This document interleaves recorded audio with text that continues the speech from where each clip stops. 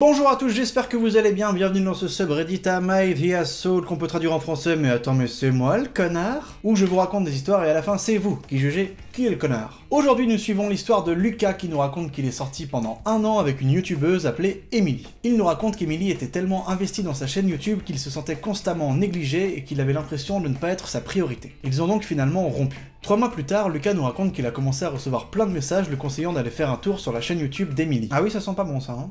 Et là, il est tombé sur une vidéo d'Emily expliquant que son ex, donc lui, était un pervers narcissique. Dur. Très dur. Même si on sait pas qui a raison ou pas. Lucas a continué de recevoir des messages d'inconnus qui lui disaient que c'était une personne horrible et même des menaces de mort. Il a donc porté plainte contre son ex et raconte que ça a totalement ruiné Emily. En effet, il savait qu'elle était déjà financièrement dans la merde et qu'elle n'allait pas pouvoir payer les frais d'avocat, mais pour Lucas, ce qu'elle avait fait était complètement impardonnable. Finalement, il y a eu un procès et le juge a tranché en la faveur de... de Lucas.